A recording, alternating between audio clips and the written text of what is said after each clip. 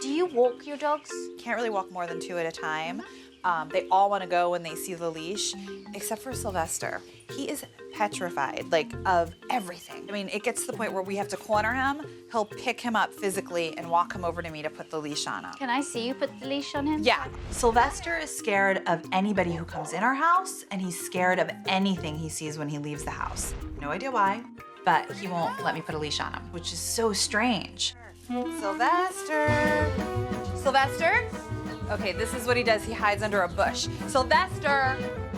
Most dogs love going for walks. Sylvester is not one of them. And it was quite a comical scene, actually, seeing Melissa and Jeff trying to corner him. Poor thing. He desperately didn't want to go. Oh, Sylvester! It's all right.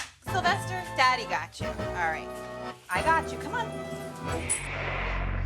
It started here. Oh, my good grief. Just that. Sylvester is responsible for the majority of the destruction in the house. It's a beautiful couch, It was. but it's not anymore. The sofas have been chewed. The remote controls for the television have been chewed. All the moldings have been chewed. Anything that's wood and has a leg has been chewed. There's been a lot of damage done in this house. Let's start off with Sylvester. Sylvester is an incredibly nervous little dog. Incredibly nervous, and he displays the nerves by chewing. And that's why all of your stuff is being chewed. To start the training, Victoria wants to address Sylvester's horrible fear of his leash. He's already smelling the leash. Okay, now Sylvester has a problem when you want to leash him up. He runs away from you.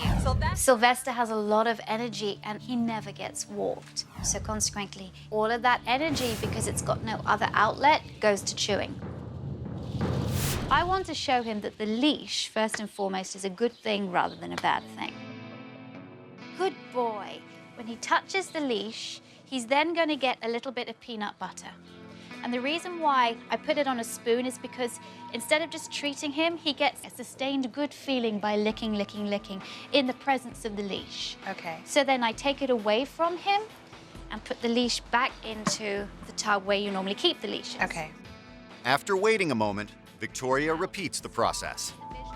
He looked at it a bit, wasn't that sure, but the peanut butter overrode his feelings of insecurity about the leash.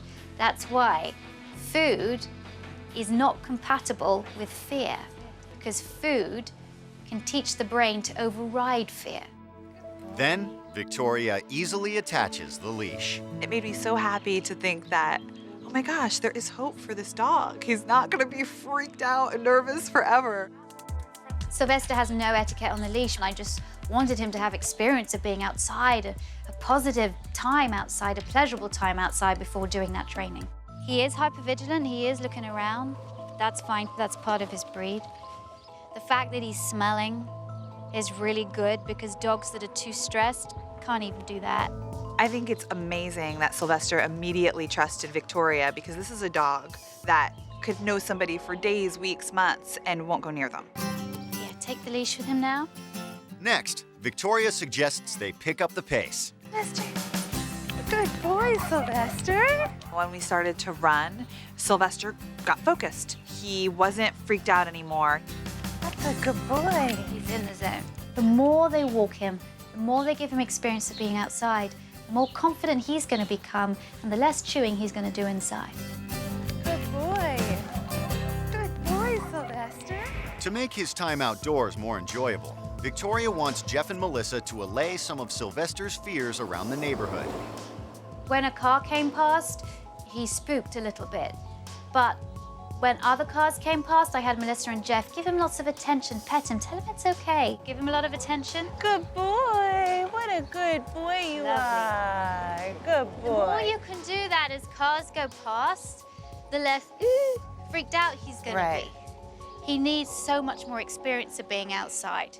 Now Victoria turns her attention back to Sylvester, whose anxiety around people has led to major destruction in the house. You're going to be the ones that are going to help him in that because you're his protector and you're the person that he looks to or the people that he looks to for guidance. And I'm going to do a couple of exercises that are going to make it easy for him to relate and accept people a bit more. I wanted to teach Sylvester that when somebody extends their hand to him, that he shouldn't be worried. And so the best way to do that is get him into the habit of touching a hand when it's extended to him. I put my hand behind my back, and then I just hold it. Good boy. He touches it with his nose, he gets a treat. I put it behind my back again. Okay. Touch. Good boy. As he touches his nose to my hand, I'm going to say the word touch. Touch. Good boy. Touch. Good boy. Now he's a bit more relaxed. He's just gone from a down to a relaxed down. Sylvester is doing so well, Victoria now wants Melissa to give it a try. Touch. Good boy. Okay, Jeff, could you do this a couple of times now? Sylvester, touch. Come here. Touch. Touch. When Jeff took over, he didn't want to touch his hand. Touch. Sylvester, touch. I've had to yell at him in the past to try to train the dogs. In yelling at him, he, probably was fearful of me. I noticed that sometimes when you do a quick movement near him or you walk by him, that he slinks away. Yeah. And as I said, this dog is very sensitive, so you have to be very careful. Touch. Touch. There you go. Good boy. Deliver the treat. There you go. Good. Can you touch again? Good boy. Good. When Sylvester started listening to me with the touch training, I was really happy. Touch. I absolutely think Jeff will change his approach with Sylvester. And it made me so happy to think that, oh my gosh, there is hope for this dog. He's not gonna be freaked out and nervous forever. Touch. Good boy. By the end of the training, Sylvester seemed to get it with Jeff, but Jeff's got to work very hard to build that trust between them. Today, the couple is attempting a walk with Sylvester. Sylvester, you ready for your walk?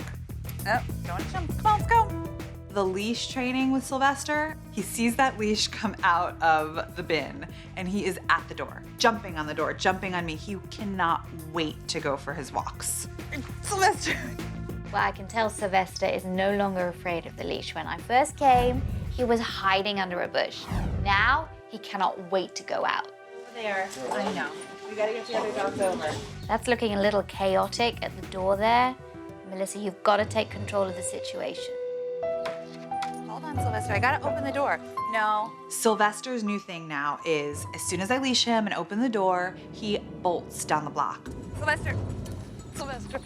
All right, come on, let's go. It's almost like he pulls my arm out of the socket. Sylvester.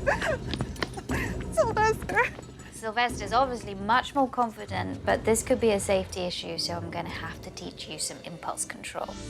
Jeff has also been building bridges with Sylvester using the touch command. Touch. There you go. Good boy. Touch training's going really well. Sylvester is a completely different dog now. He actually will come up to me and be like, let's play. Touch. There you go. Good boy. The exciting part is watching the relationship between Sylvester and Jeff change. Sylvester's definitely a lot more happy around Jeff and playing with Jeff and wrestling with Jeff, which never happened before. Victoria wants to address Sylvester's dangerous new habit of door dashing. Sylvester was a dog that was afraid to go out. Now that he's confident and he likes going on walks, he wants to get out of that door as soon as possible. But door dashing is a problem and potentially dangerous. But this is where you now have to own the space. Okay. Claiming space at the door is all about saying to the dog, you know, this is my space. You have to respect my space rather than charging past me to get out of the door. Victoria has Sylvester wait, only opening the door once he is calm. Okay, let's go. Good. Sylvester has never experienced walking on a leash. He never goes outside. Now he's confident about going out, it was time to teach him how to walk well on a leash. No pulling. I showed Jeff and Melissa that each time he pulled, you go in the other direction. When he stops pulling, he can continue his walk. Can I give it to you, Jeff? For you to do the walking back and forth. Ready?